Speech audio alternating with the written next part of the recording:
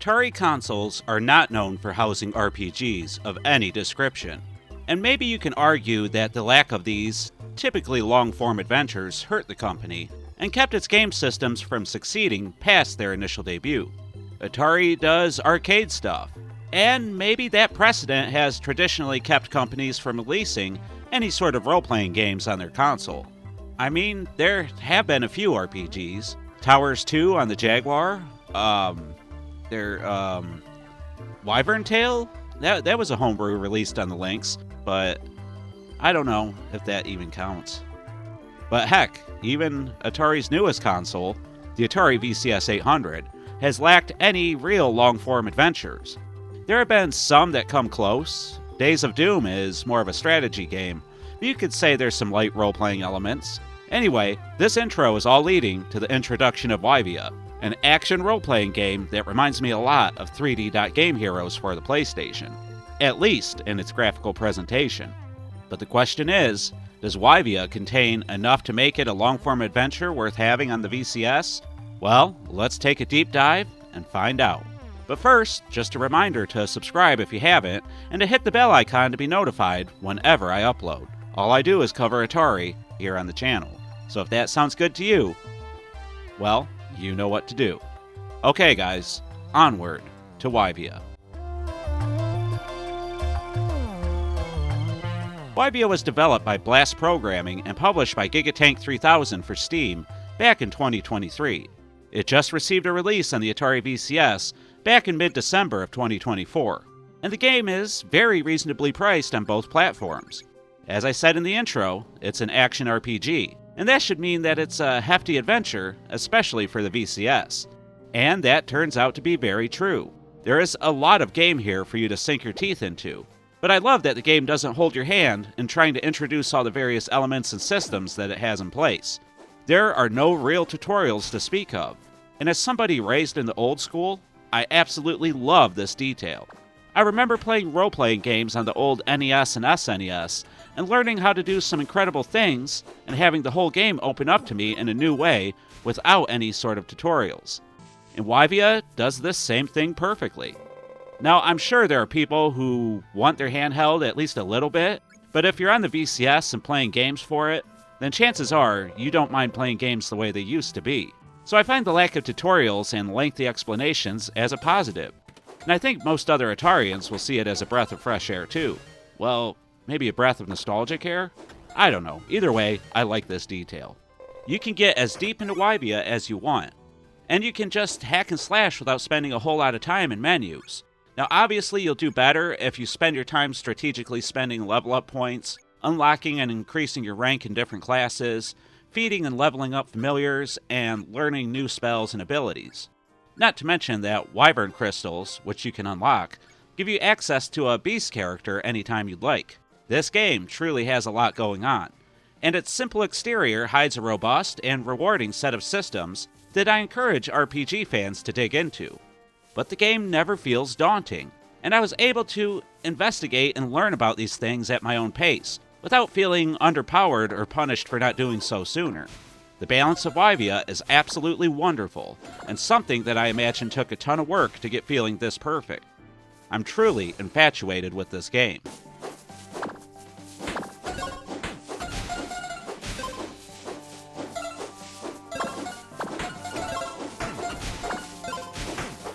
So let's dig into combat and a few of the systems, so you can get an idea of what's going on here.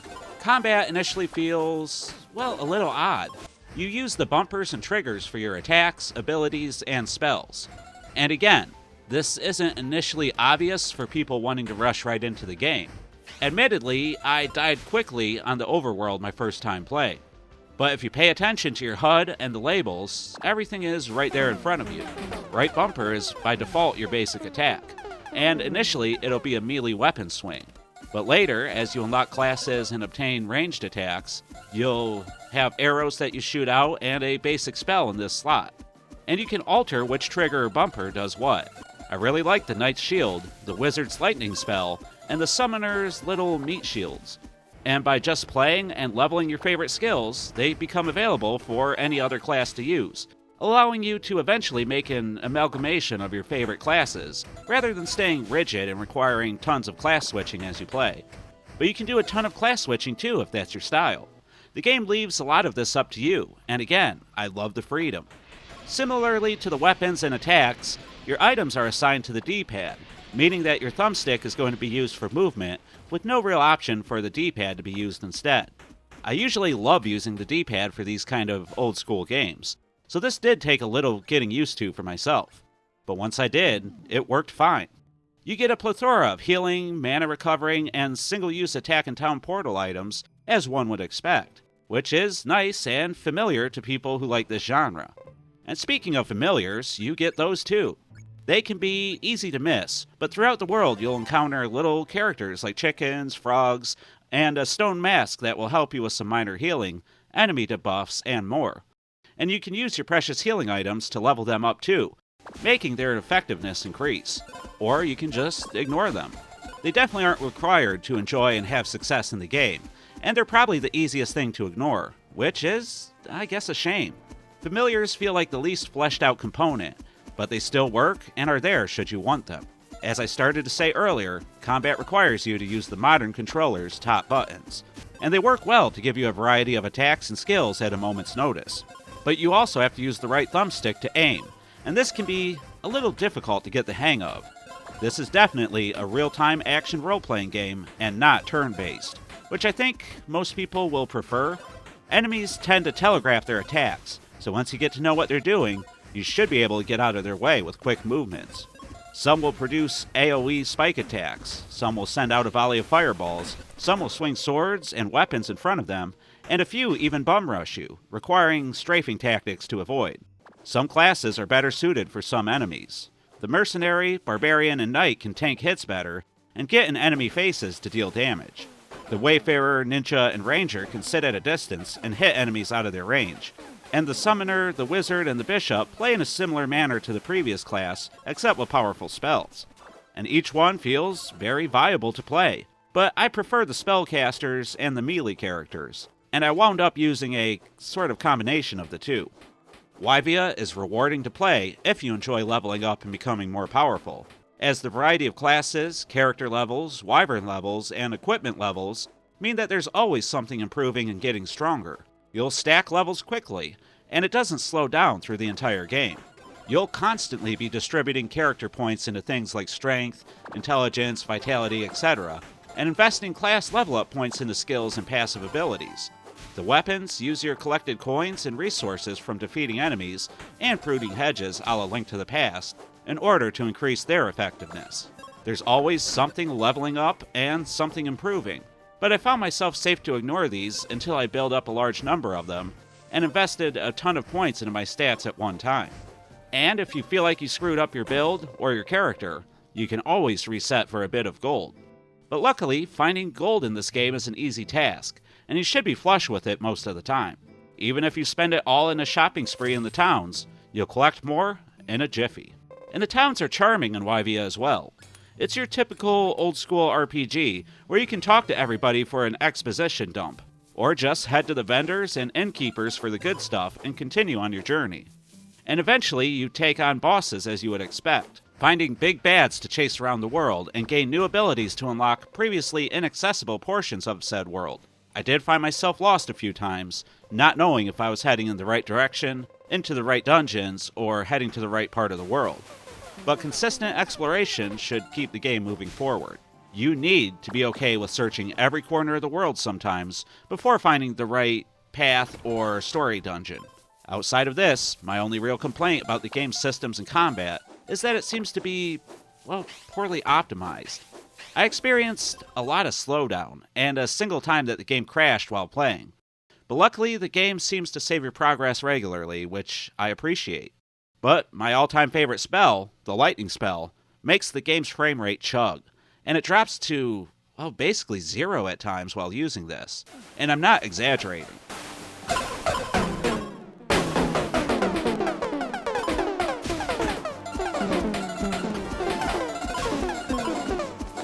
For a game that looks very, well, stylized but basic, It just seems weird for me that the game can't run on the VCS as well as it should. But regardless, the game does recover its frame rate, and you'll be back to playing it in no time. But I found myself only using my favorite spell when absolutely necessary because of this unfortunate slowdown. Graphically, as I said before, this game reminds me of 3D Game Heroes. It's, I guess, 2D, but everything sort of stands up away from the world, giving it all a three-dimensional look. All the enemies and characters typically face you, but it has a distinct style, and I really liked it. Now, it might not be everybody's cup of tea, but it's absolutely fine, and I prefer this graphical style to the cell phone grade stuff that other VCS games tend to use. There's a nice variety of monster designs, and some can be quite large and imposing. And the sound, oh my god, the music and the sound, it's all really good. There are a few effects here and there that I wish they would have made slightly less abrasive, especially for the screen-filling spells, but overall, the audio design is excellent. It's all pretty typical of what you would expect from role-playing games, but that doesn't make it bad. I like it. Overall, outside of the chugging frame rate from time to time, the graphical and audio presentation is aces in my opinion.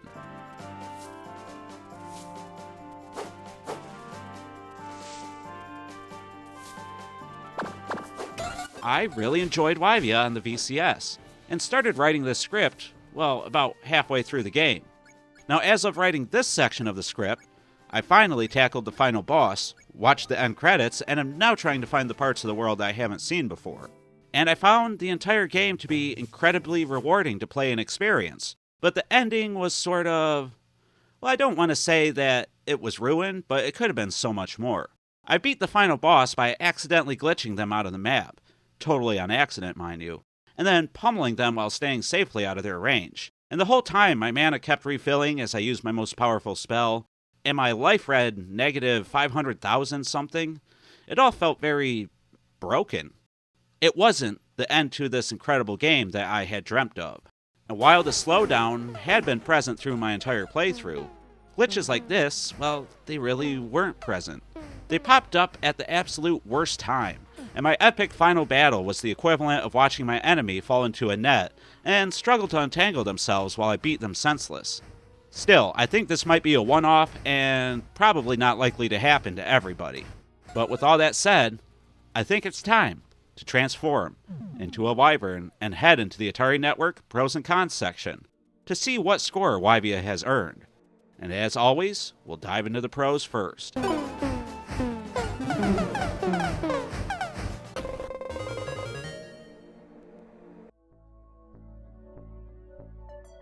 Wyvia has a great graphical style, and the audio design is fantastic. I really love the music here, even if it screams basic RPG. The variety of systems, classes, items, and more make for a really deep experience. There's also no lengthy tutorials, and you can learn at your own speed, which I like. But once you do dive into the classes, character stats, item upgrades, familiars, abilities, and spells, you'll find a rich game to sink your teeth into. Wyvia is a large adventure, and one old-school RPG fans will sure to love. And you'll be spending a lot of time with it. The combat works great, even if it takes a little bit of time to get used to. And overall, I can't help but to be charmed and have fun with this game. But there are cons. And first we need to address the frame rate, which chugs at times. When using full-screen spells and occasionally when there's a lot of enemies on the screen, the frame rate just tanks. There are also some systems, like the familiars, that people will skip and feel like they didn't miss out much on. Also, despite me applauding the lack of tutorial, it would have been nice for the game to maybe use the face buttons for attacks and spells, instead of the bumpers and triggers. I got used to it, but it feels weird and not beginner-friendly. And finally, the ending of the game was stolen from me. Glitches weren't all throughout the game, but they did show up at the absolute worst time for myself. But with all that said, and the pros and cons weighed, I have no doubt that Wyvia on the Atari VCS has earned 4 classic controllers out of 5. The game is easy to approach but deceptively deep, and it actually follows the Atari mantra pretty closely. Easy to pick up and play, but difficult to master. The VCS 800 and Atari consoles in general need more long-form adventures like this one, and this action RPG fits the bill nicely. Don't pass it up if you're looking for something to play on the VCS or even on Steam. I think you'll be pleasantly surprised like I was. Way to go, Blast Programming. You guys are stellar developers on the VCS. But with that said, well, now I want to hear from all of you.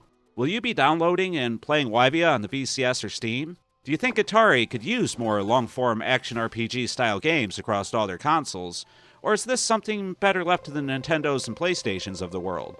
And are you sick of tutorials in video games?